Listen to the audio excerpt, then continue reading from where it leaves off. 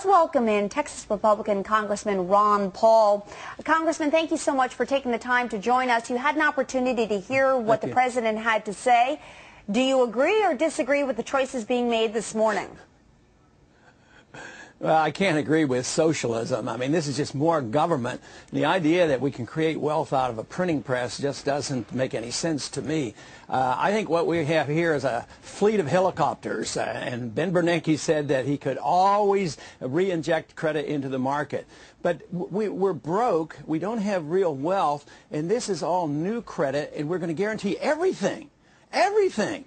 Bad loans, good loans, or whatever. It can't work. What if this is nothing more than pushing on a string? And sure, there's a lot of credit, but what if borrowers don't want to borrow, and what if lenders are still skittish? This is what the case has been. They haven't been wanting to. Even some of these big banks aren't all that anxious to be socialized.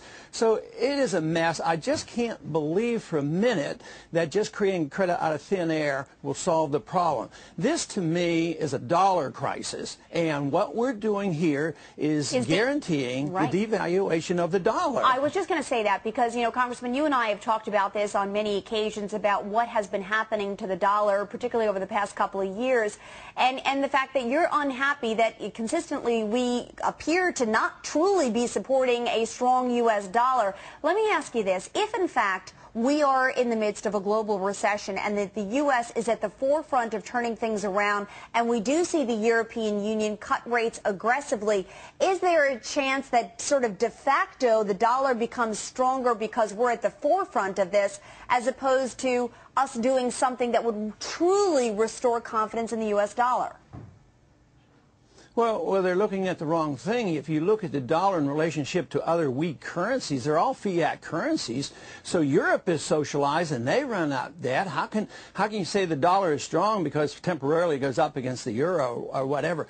What you have to look at is the purchasing power of the dollar. You have to look at the checkbook of every American consumer and whether they have any money left over. The value of the dollar goes down, the cost of living goes up, the standard of living goes down, taxes go up, the government keeps borrowing, keeps taxing. Right. No, you cannot save the dollar by printing more dollars. And you can't save this financial system because the problem is based on the fact that we have been inflating and distorting the economy for so many years. So, Congressman, how do we turn this around? It appears to me as though we had, frankly, no choice in the matter here. We saw what the European Union was doing, and if we didn't do something similar, some would have suggested that all of our Band-Aid approaches that we put into place over the past 6 months would have had irreparable damage here in the United States. How do we change it?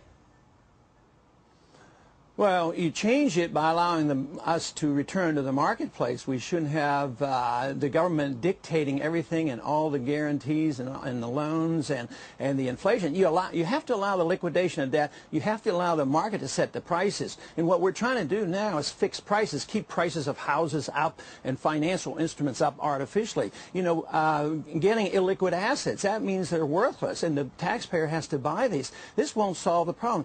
In a way, Japan did this. Remember how long they kept their assets on the books at false values, and we're doing the same thing again. It just delays the process. No, you can't get out of it without some pain. The question is, are you going to have a short, painful period of a year, or are you going to prolong the agony and turn us into a depression? The Nikkei was at peak in 1989, and it's still probably 20% of what it is. And this is what we're doing. We are guaranteeing that this process will last for a long, long time because we don't have sound money, we don't have sound economic principles. You can't save free markets by socialism. I don't know where this idea ever came from, but you'd save free markets by promoting free markets and sound money and balanced budgets.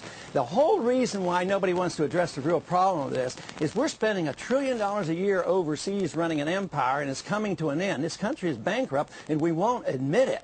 And eventually, though, the dollar will go bust, and we will bring our troops home, and we will live within our means, but we ought to do it sensibly rather than waiting for the collapse of the dollar. And this is what we're doing. We're on the verge of destroying our dollar, and then you think we have problems now. problems then will be a lot worse. It'll look like the Weimar Republic or a third world nation. And a lot of people know that, and they're scared to death. But we don't need to be making the problem worse by just propping up everything with more government programs and more inflation and more helicopters. It won't work. All right, Congressman Ron Paul, thank you so much. Love your enthusiasm.